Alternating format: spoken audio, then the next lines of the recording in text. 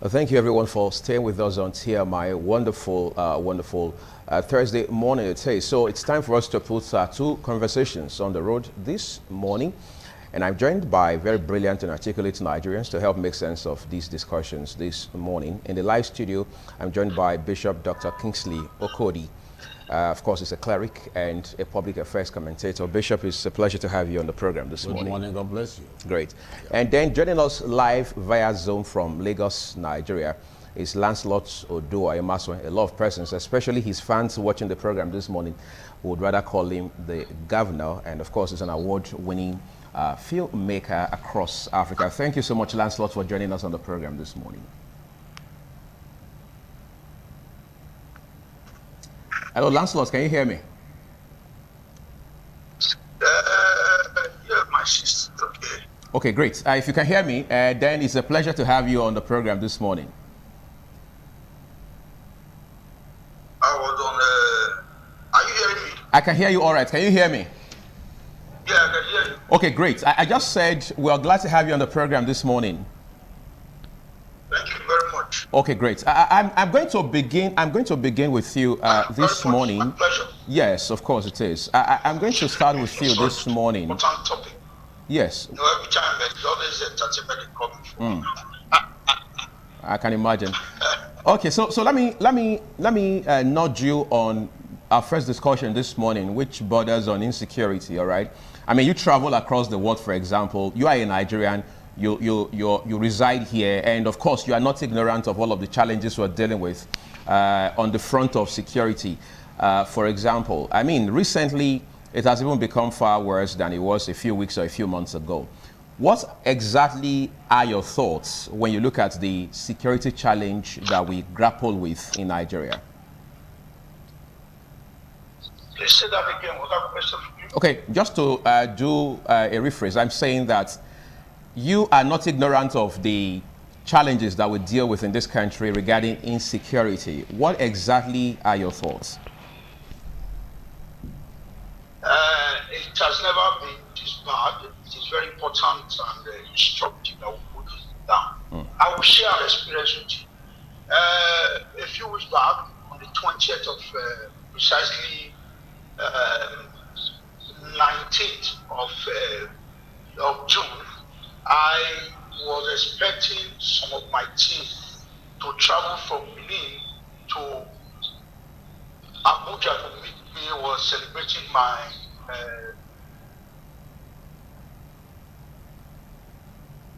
50th.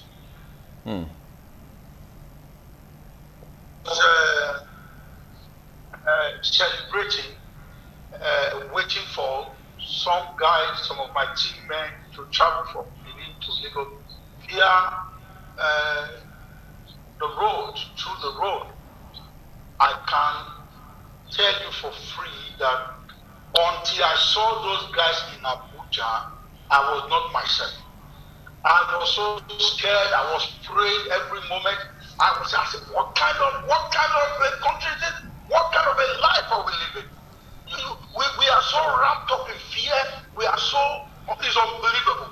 The amount of fear that was inside of me, my God, I hope nothing goes wrong. Every moment I'm calling them. If the phone is not ringing, I say, oh my God, what's going on? So it's that bad. It's that bad. It's that bad. It is that bad. It's that bad. You are not free when home. You are not free on the road. You are not free when traveling. You are not free on the air. What kind of a life can we call this?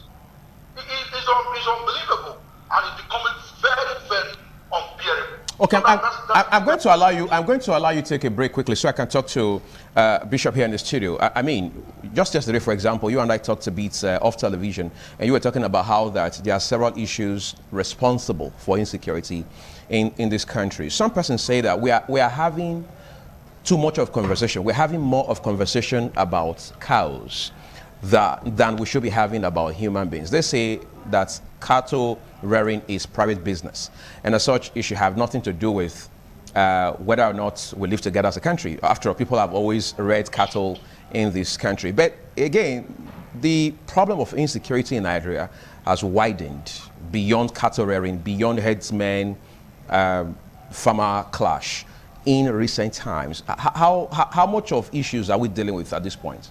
Now, let me say this.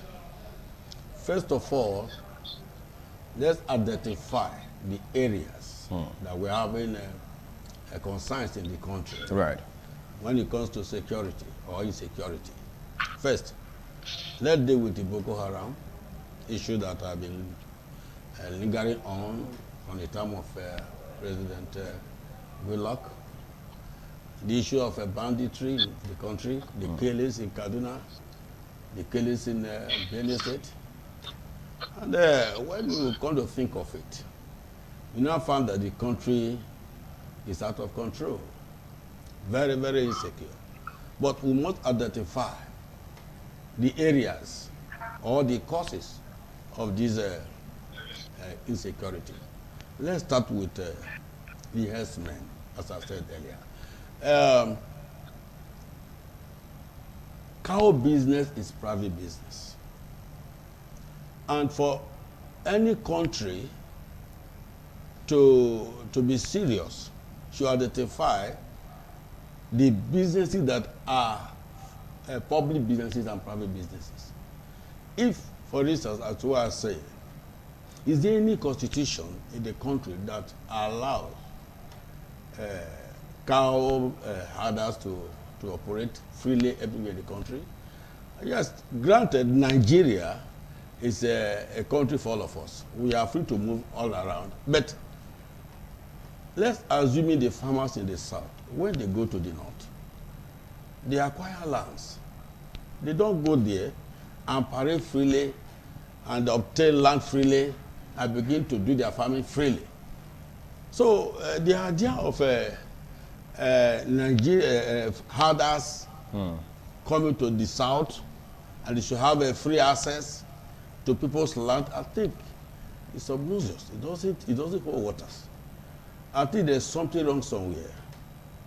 Well, we are on air. I don't want to say much things, but I will have said that perhaps there is a hidden agenda of trying to finance the country. Well, okay, people have always theorized along those lines, but you see, it's illogical essentially to want to rope an entire tribe or ethnicity in to the crime of a handful of persons, for example. But again, we hope the law is effective enough to have some bites to deal with all those issues. But you are a cleric. I mean, you are a pastor, for example. Yeah. At least we're now told that no less than 121 students had been kidnapped from a Baptist school in Kaduna State just on Monday. Yeah. 3 days down the line, the abductors are now asking for food items, including rice, oil, and so on and so forth. But then the Baptist Convention, of course, I don't expect you to hold brief for them, is saying that their convention forbids them to pay a ransom. All right, instead, what they're doing is they're in talks with the government of Kaduna State. Of course, they're in talks with security agencies as expected. All right, this is a new dimension, of course, to the issue of insecurity in this country, where criminals and criminal elements can now find the courage, the effrontery to go to schools, to go to boarding houses, to take children at night and then hold them hostage until ransom of some sort is paid. This is a whole lot of challenge on a new level, isn't it? Now let me come this way. Do we actually have security agencies in this country? Of course we do. We have the police, we have the army, and their sister agencies then if as well. We have this security agency in the country, what are they doing? How can criminals come to a school, kidnap people and take them away, and nothing is done? Let me remind you, sometime last year, a U.S. national was kidnapped in this country. I think Philip Walton. And the U.S. flew down, rescued their national right in this country, not in the U.S. So that is what we call security apparatus or security personnel. If Nigeria criminal can just come into a school, pick people away, and nothing is done. Look, Where are the electrical gadgets? Why are they not identified? Where was the crime committed?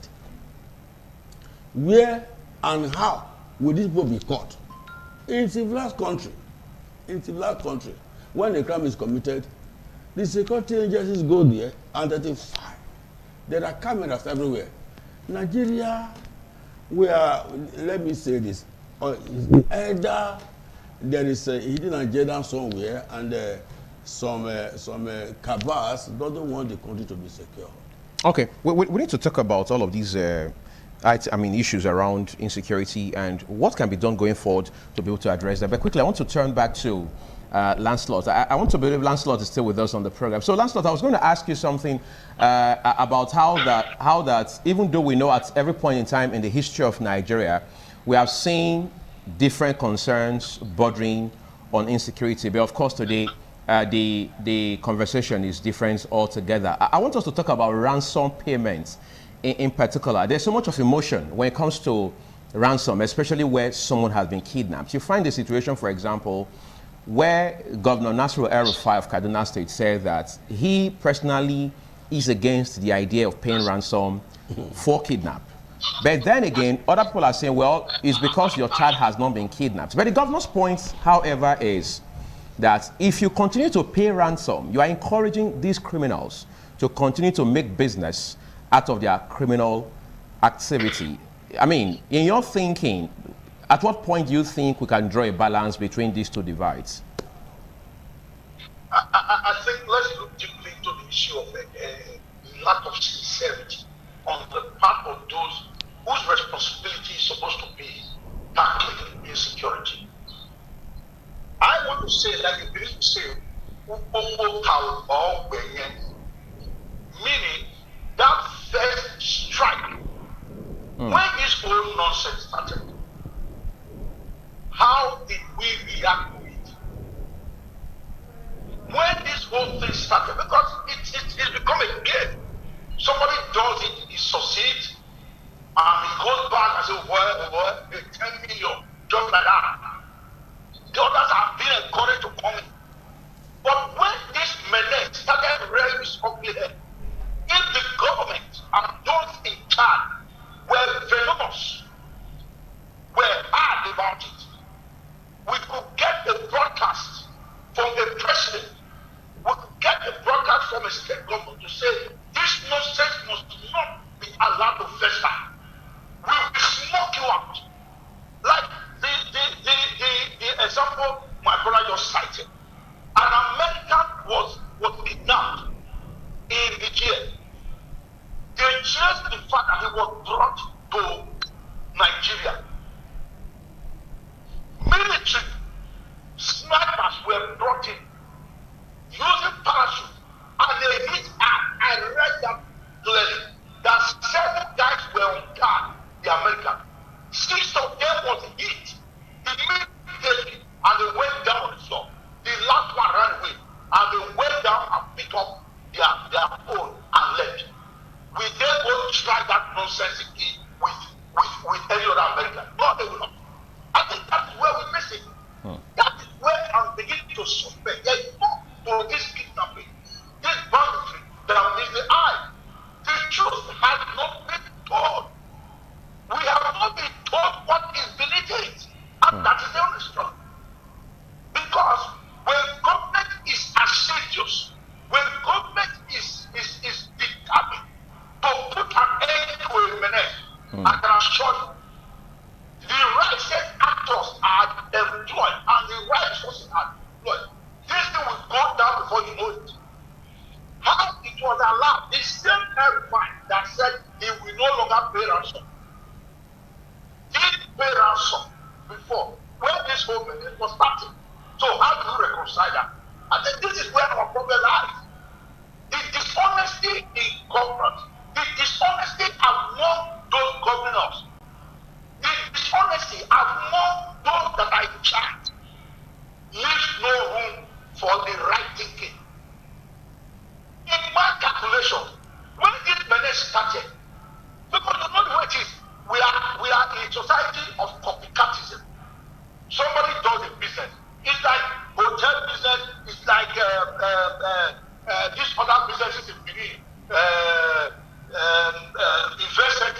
Okay, we're just going to quickly take a break now so we can bring in another guest to be able to expand the conversation this morning. TMI, every opinion counts. Okay, we have another guest with us on the program this morning, Barrister Daniel Ogbeje, legal practitioner. Thank you for coming to join us. Thank you very much, Uli, for having me this morning. We appreciate it. I'm going to come back to you in a bit, and then, of course, I will bring Lancelot Odoemasuen back in. But let me talk to Bishop Okodi quickly about this same issue of insecurity. Not too long ago, the 17 governors of the southern states met in Asaba. Then there's a sequel to that meeting, the one that happened in Lagos a few days ago. Several factors have been consistent as far as their meetings are concerned. They've continued to talk about how that, of course, come 2023, the presidential ticket the presidency needs to be zoned to the south. That's number one. But more of importance as far as our conversation on the program this morning is concerned is the fact that they've said flat out there's a ban on open grazing across the southern states, all 17 southern states. That again appears to be brewing some sort of bad blood, given that there are now governors in the north, for example, who are saying that, hold on a second, this is not going to work because Nigeria is for all Nigerians, and as such, they can do business wherever they want. That's number one. Number two is the fact that you now have those who are also saying that, well, when people from the south move to the north, they don't just go on, unguided or sporadically picking up places of business. They have to also be subjected to the laws and to the rules and regulations of those respective states, and so on and so forth. In the middle of this conversation, the unity of Nigeria is non-negotiable. At least that's the much we've been told so far. But given the realities that we have in front of us today, where exactly are we? What must we do to remedy this situation? Let me say this. Yes. The decision taken by the governors is long overdue. Are you hearing me? There is no, in fact, the governors delayed too much to take this decision, in my view. Because the ancestral killings, look, farmers are also free Nigerians. They have right to land and property. When they said Nigeria is a free country, Nigeria can go anywhere, it's true.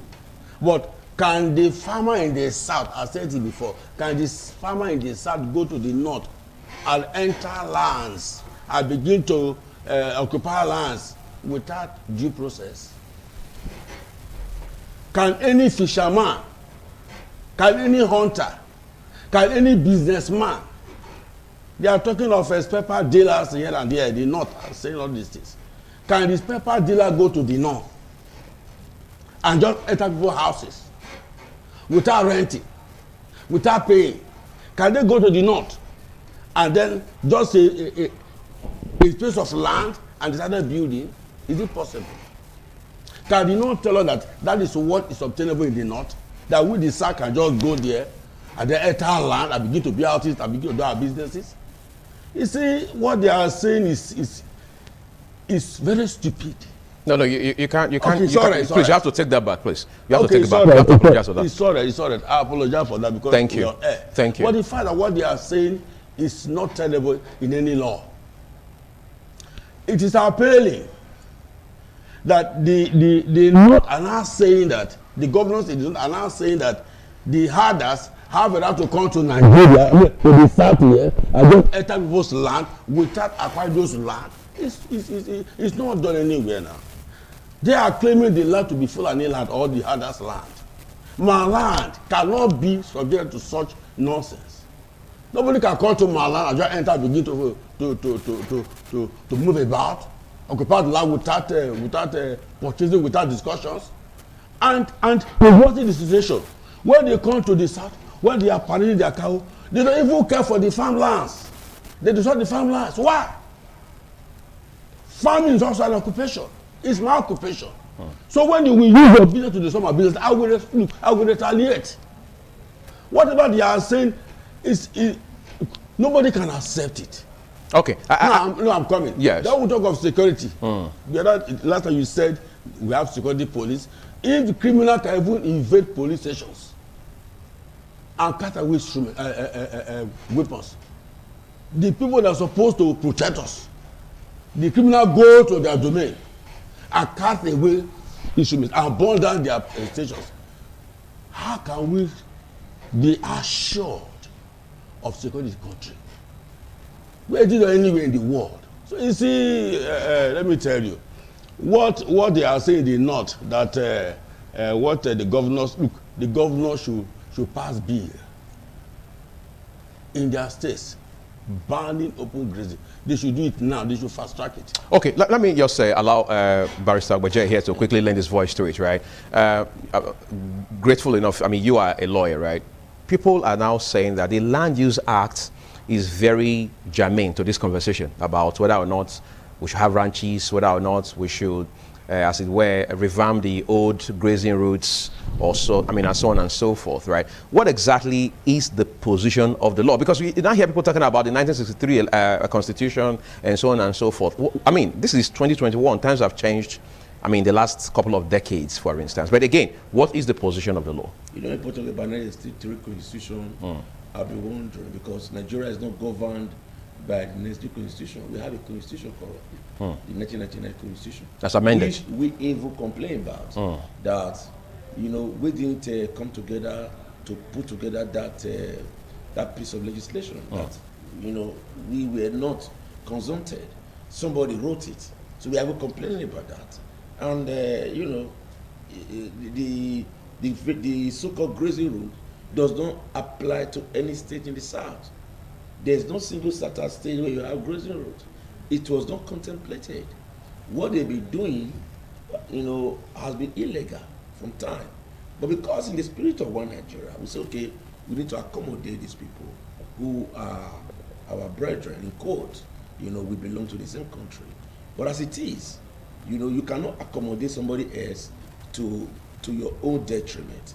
You know, you cannot, I mean, somebody who threatens your own existence, you accommodate.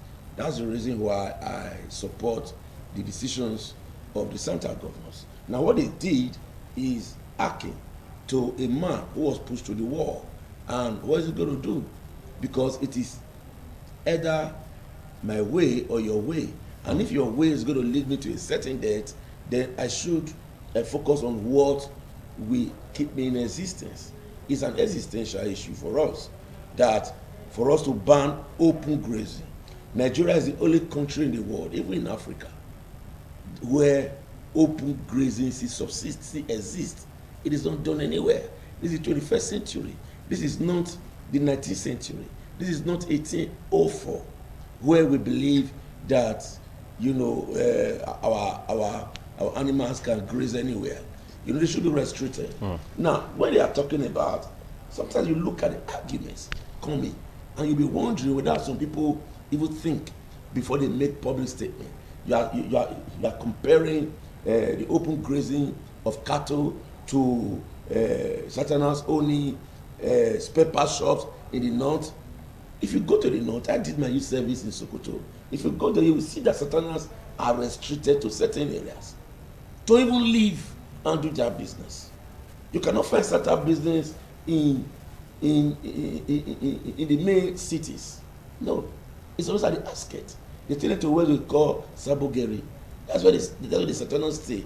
Now, to even look at it critically, do they allow pork meat in the Islamic north? They don't allow pork meat because they don't eat pork meat. Pork is banned in the Islamic north. If they see you with pork meat, you could be beheaded. So, what are you talking about? We can wake up one day and say, okay, we don't want cow again. We want to ban the eating of cow in Edo State. For instance? Yes, for instance.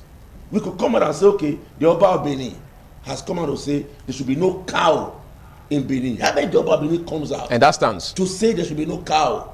Of course, there will be a legislation to also back it up. You know, that there should be no cow in the whole of Benin, or probably in the whole of Edo State. The Edo State governor comes out to say, we don't want cow in Edo State. Just the way pigs cannot enter Zamfara, or Sokoto, or Kebbi, or Mbikano, and these other states. Of course, that could be done. So it's our right. This is our state. We decide what we want in this state, so long as it does not interfere with federal laws. We decide what we want. You don't allow alcohol in your place. Alcohol, the sales of alcohol is really restricted in the north to federal areas. You know, military barracks, police establishment, and all that. That's why that's what it is. But we allow alcohol in the south, and we have not even complained that you don't allow alcohol in your state, but you also share from the VAT from alcohol. The revenue coming from VAT of alcohol, you share in it. We don't complain. We have large heart. It is our own large-heartedness in the south. And some people will say, you know, it's ignorance or it's just silliness that Southerners have not insisted on certain things they ought to have insisted on. So for the first time, the governors, maybe because of who the chairman of the Central Governors Forum is, maybe because of him, or because of the crop of governors we have now, or maybe because they be pushed to the wall, they have come out and say, look, we don't want to put grazing. Look, Nigeria is for all of us.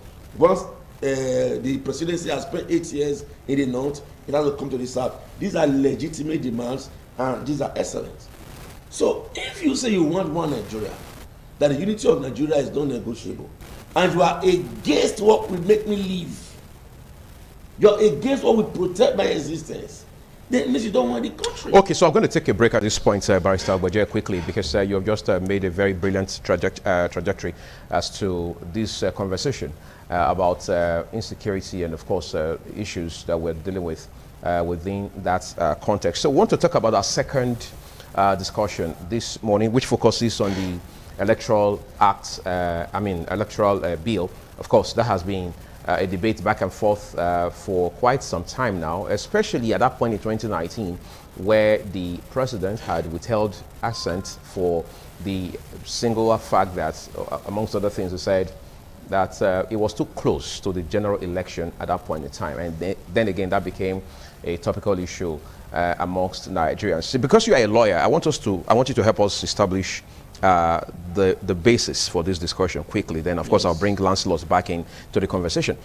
The Electoral Act needs to be amended. That's an old piece of story, right? But people are now saying, how do we aggregate the realities, our political realities today, and make them a part of the Electoral Act? That has been a process for a long time coming.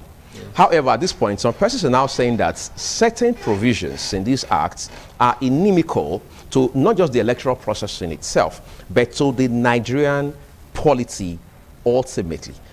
What have been your assessments so far?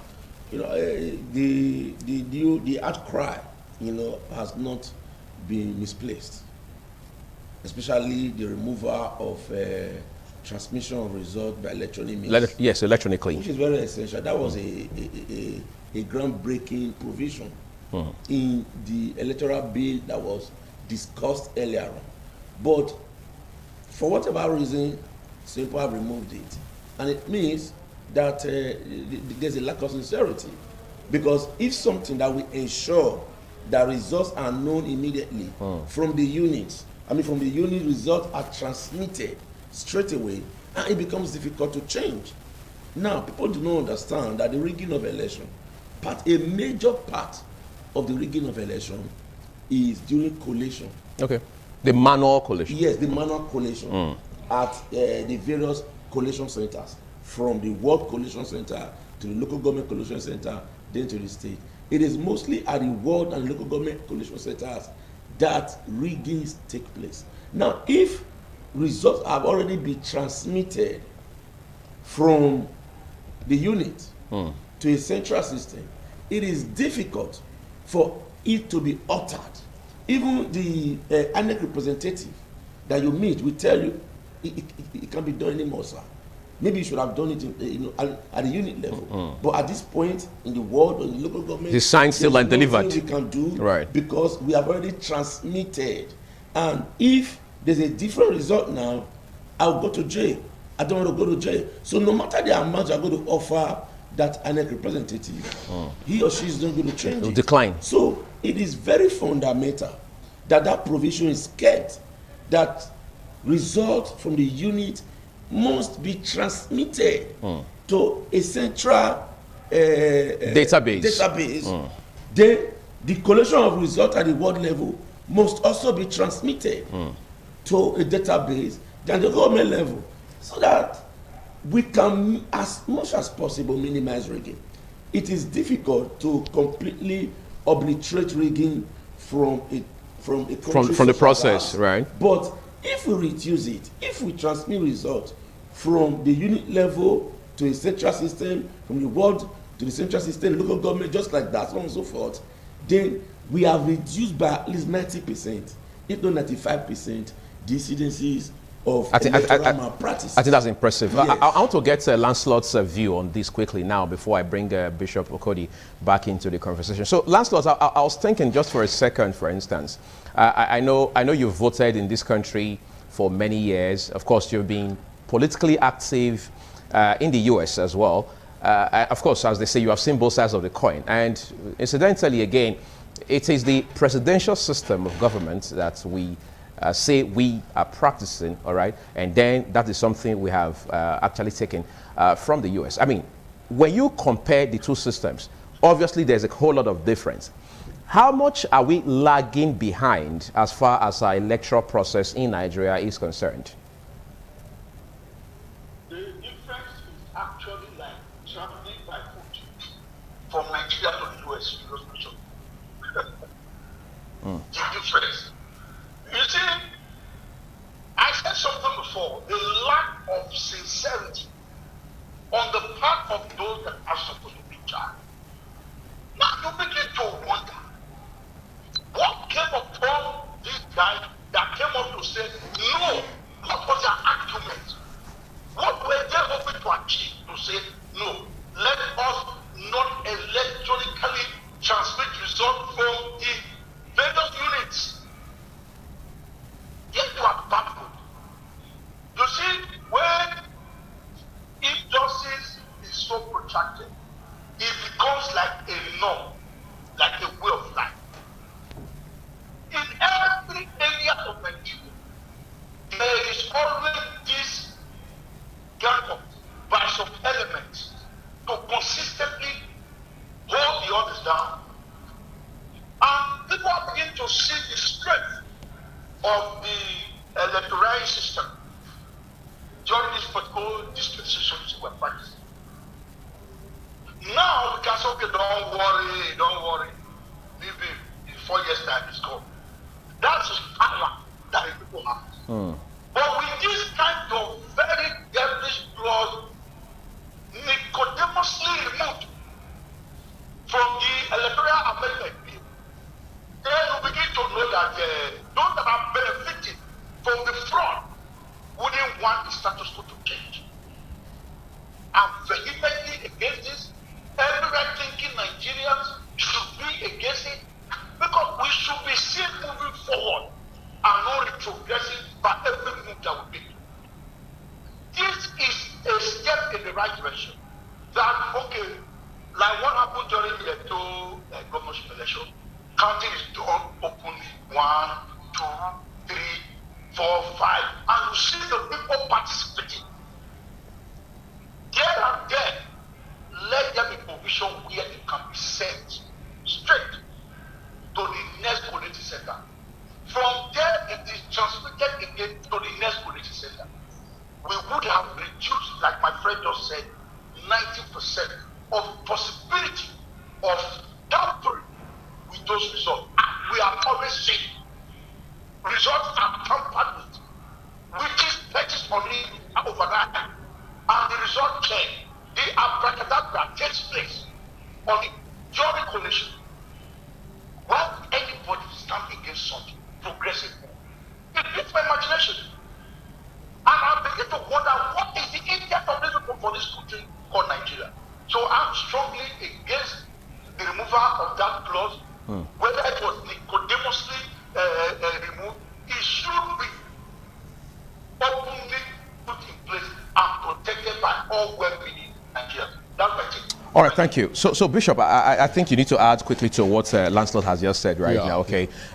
Some leaders of the National Assembly, including the Senate President himself, is now saying that, I mean, they are now saying that, look, once we have come to this point in terms of deliberation of whatever issue it may be, it is not a matter of Nigerians or members of the public now coming to lash out at us. What they should be doing is to go back to their respective representatives to vent and to, of course, articulate whatever issues or concerns that they have. At this point in time, I'm asking, what exactly should Nigerians individually and collectively be doing to ensure that they're able to influence for the overall interest of all Nigerians this piece of legislation? Because everybody I've spoken to, for example, on and off television says that, look, we can't have free, fair and credible elections in Nigeria until we address fundamental issues associated with the Electoral Act.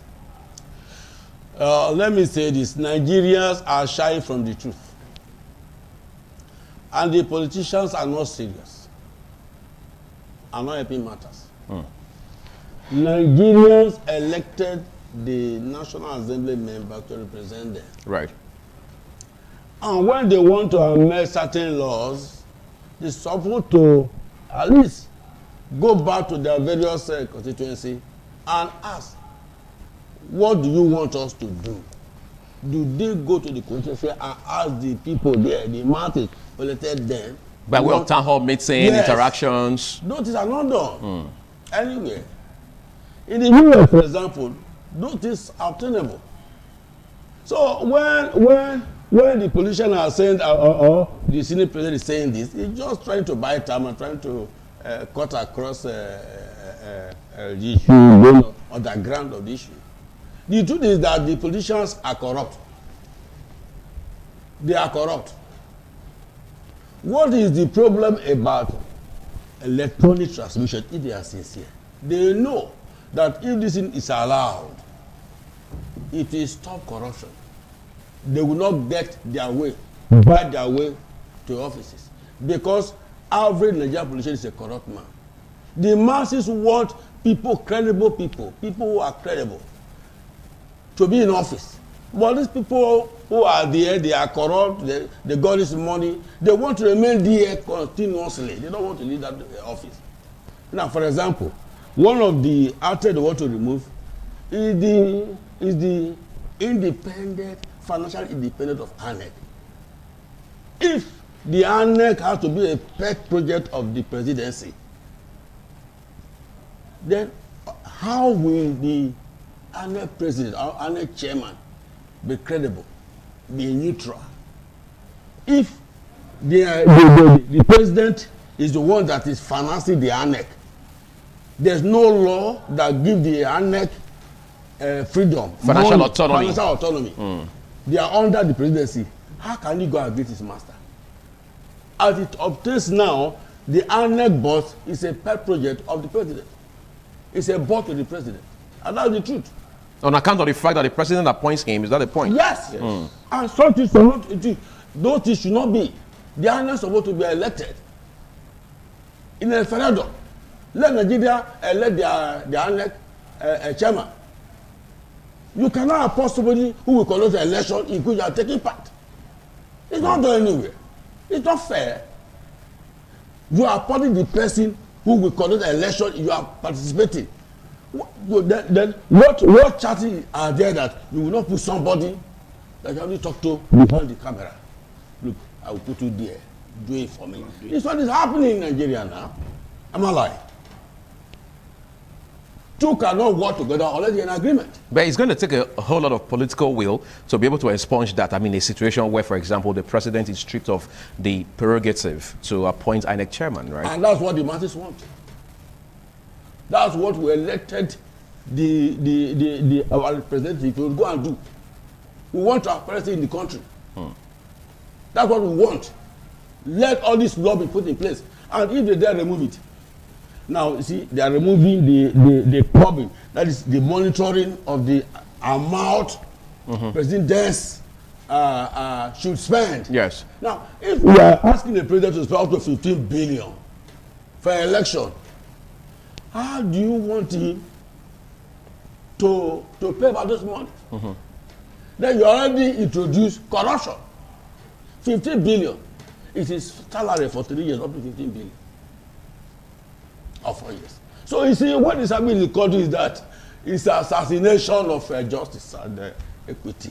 Okay, I think I want us to talk about a couple of more things, Bishop. But quickly, let me talk to Oboje here, all right? Oboje, okay, great. I know there's a variant for the Esan people and the Edo people, by the way. Okay, that said, in 2007, when, God rest his soul, former President Yaradua came into office, he didn't waste time to acknowledge that the election that brought him into office had been marred with irregularities.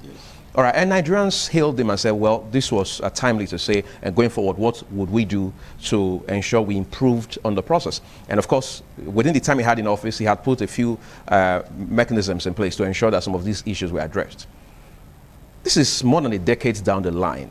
Have we been able to record substantial success in cleaning up our electoral process in this country beyond the Electoral Act, for example? Not much. But before I deal with that, let me just quickly, by way of slight diversion, commend our friend Lancelot Imaswenge. He's one Edoma whose contribution to the donation has been highly understated. I was at Uromi a few days ago and I saw his new work that was done in Esan dialect, premiere at the place I stayed in. And I was really impressed. And many people did also know that talking about the return of Benin artifacts, it was one of those that also led it with the movie he did on Invasion 1897 on Oba Ovora, right, which was also premiered inside the British Museum. So he's one man that if he speaks, I like to listen.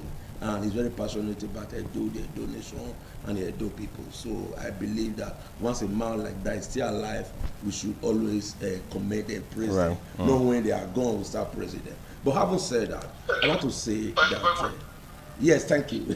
Yes, having said that, I want to say that, our progress, we have not made more progress in our electoral reform. And I think it's deliberate because politicians know that if you actually reform our electoral laws and make INEC independent and try as much as possible to reduce to the barest minimum the possibility for manipulations of election results, the people will become king.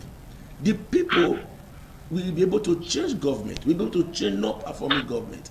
The people will be the ultimate decider of who governs them. But as far as we can continue with this system that we have, where the president appoints the INEC, where the governor appoints the local electoral chairman, where the National Assembly confirms somebody that has been appointed by INEC. Now, the ruling party, most times, will have majority in the National Assembly. Of course, we just say true. So a president can even appoint his cousin to say true. You see, somebody, there's an aide to the president, for instance, Loretta Noche, has been appointed as an INEC commissioner. Her name has been sent to the National Assembly. It is taking civil society to try and go to court to protest to try and stop it because they know that the National Assembly will pass it. Somebody that is currently an appointee of the president, which is of course blatantly against the law. So, our politicians can be very brazen, and I think it is disrespect for the people. The time has come, I'm not calling for civil disobedience, but the time has come for people to come and say, no, enough is enough. This is our common patrimony. This is our country, as much as our country. We must say enough of bad leadership decisions.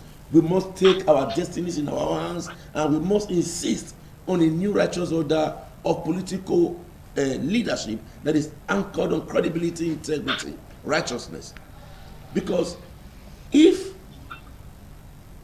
the righteous rule, the people will rejoice.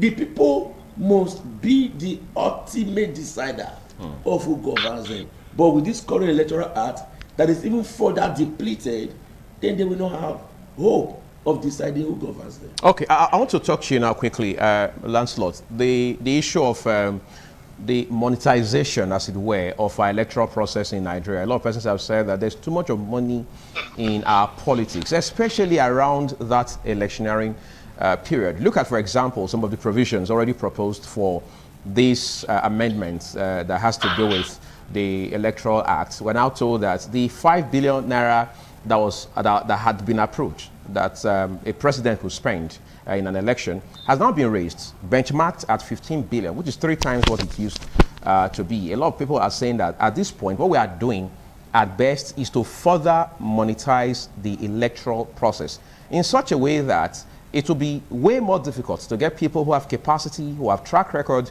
to get into elective offices, as against now bringing people who may not have the background, may not have the integrity, may not even know their right from their left as far as leadership is concerned, but have all the money they need and even much more to get their way through and, of course, hold very sensitive and critical leadership positions across this country. I want to talk to you in particular about the role of the people in changing the narrative, because every now and then everybody talks about the people, that power belongs to the people. But it seems for the most part that's only theory. In practice, does power really belong to the people in this country? Of course not. Of course no. The political bandits, that's what I want to call it. There's a lot of political banditry going on in Nigeria. It's been there from inception, it has continued. And it has helped in crumbling every sector, all aspects of the country.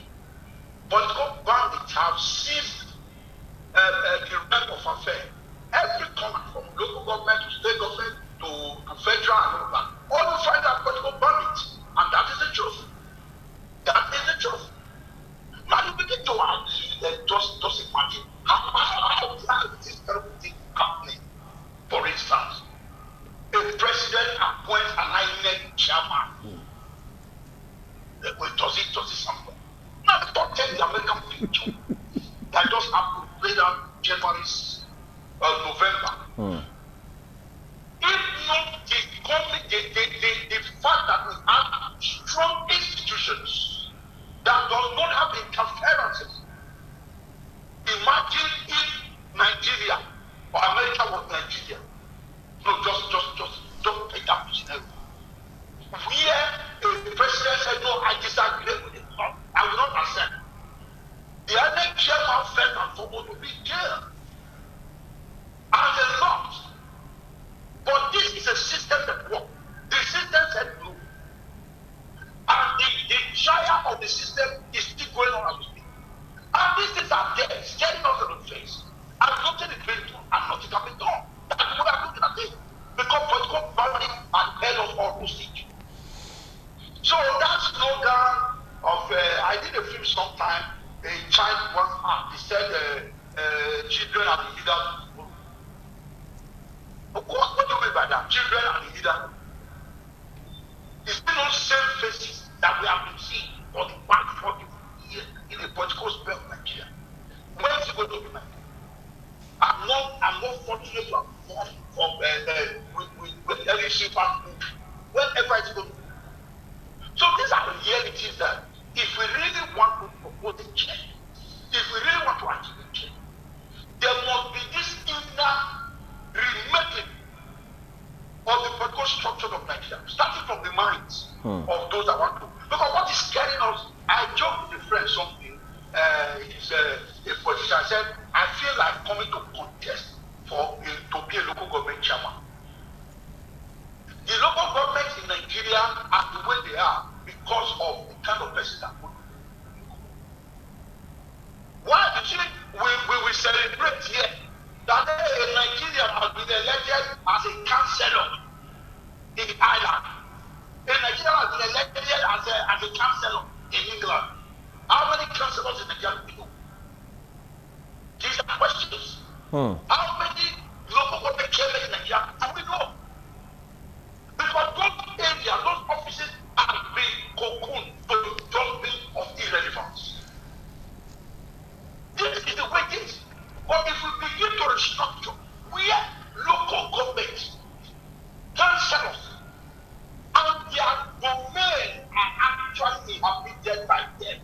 How many local government chairmen in a State, for instance, live in the community where everybody's running to the city? Maybe only 24 they come back. So the people are just a victim of political bandits. They have been held ransom, hosted, and they keep paying ransom. Anyone that is dangled carrot on and is great is happy.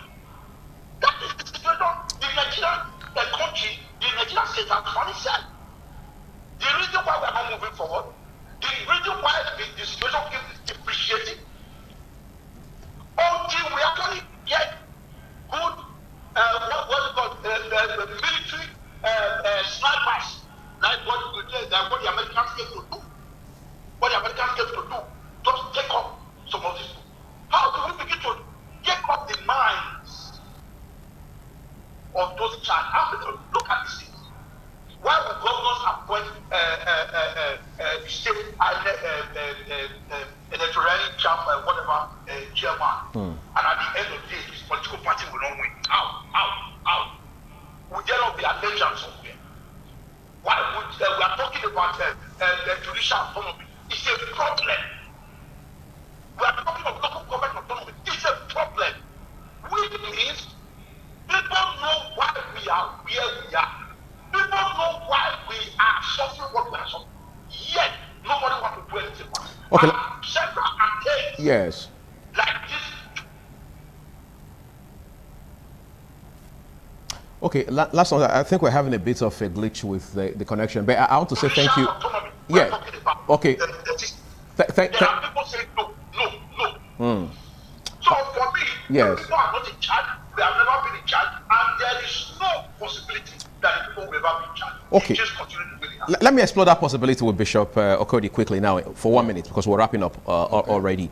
2023 election is not so far from here right now. Of course, INEC has opened an online portal where people can initiate their registration process. So it's quite a number of options there for those who have misplaced their PVC, those who have never registered before, those who need to make corrections, and so on and so forth, as far as their data is concerned. Now, this is essentially to encourage people to register more and then, of course, participate in the election in 2023 and beyond. Isn't this a step in the right direction? I mean, for those Nigerians always want to talk about the things not working in the system, but most times people don't want to take responsibility to decide who leads them. I know some persons would argue and say, well, whether we vote or not, the votes will not count ultimately. But why don't we vote first and then start having a conversation of whether the votes count or not? You can't stay in your room, for example, on election day, and then you're deciding for people who to vote for and who not to vote for. And then when things go south, you are blaming those who voted in 2015 and in 2019. Meanwhile, you never voted in any of those elections, for example. Shouldn't the people also be taking some level of responsibility in this regard? Let me say this. Yesterday, I come in contact with a statement by the Northern Elders Forum, in which the President was saying that they have the populations, that when the governor said that power rotation should be implemented, that nobody can do that, they have the population, so they will continue to dominate. So my advice is that we in the South, I don't think they are more populated than us. The fact remains that we don't want to vote because we have been disillusioned.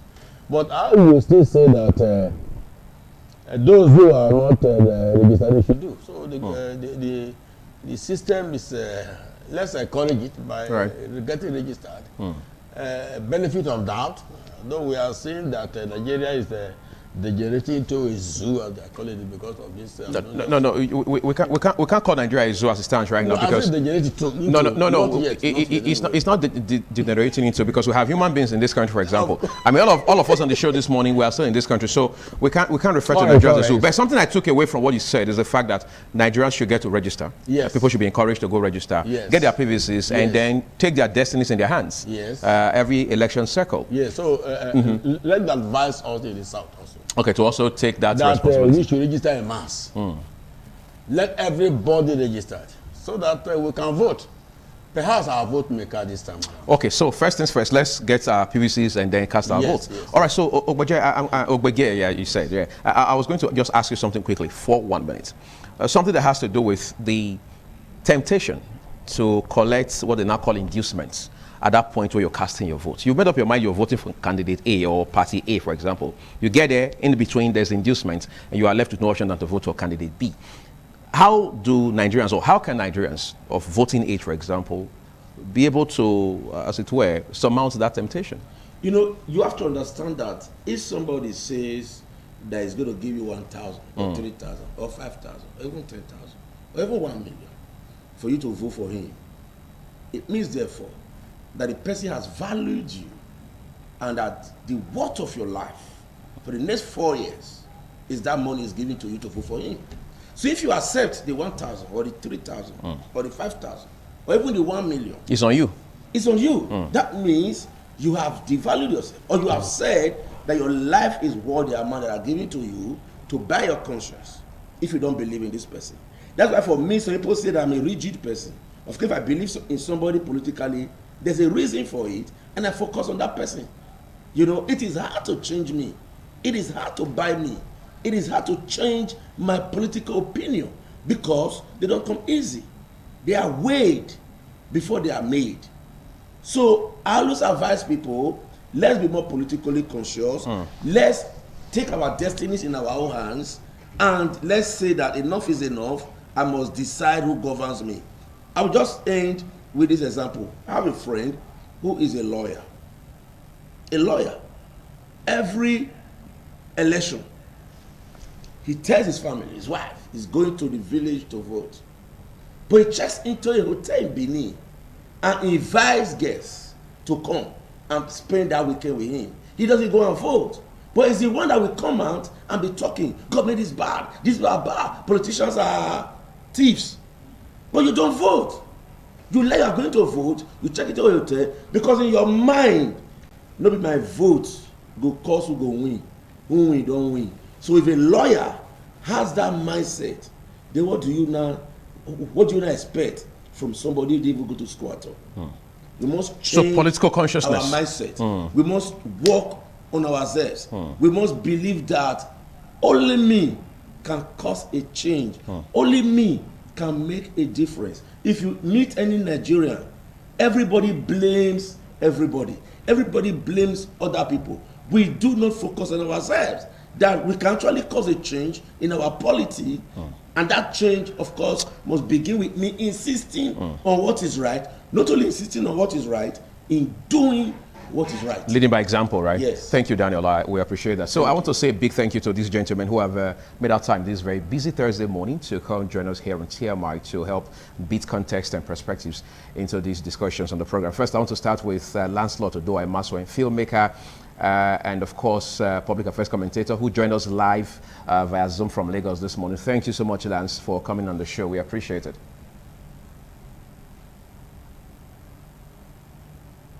And then, of course, I also want to thank Bishop Kingsley Okedi for also making our time to come to TMI this morning. Thank you so much. God bless you. Okay, and then, of course, to Barrister Daniel Bege, we appreciate your time. I mean, you were able to beat the bad traffic this morning just to join us on the program. All right, so thank you, gentlemen, for being part of the program. We're taking a quick break right now, and we're back shortly to wrap it up. Stay with us.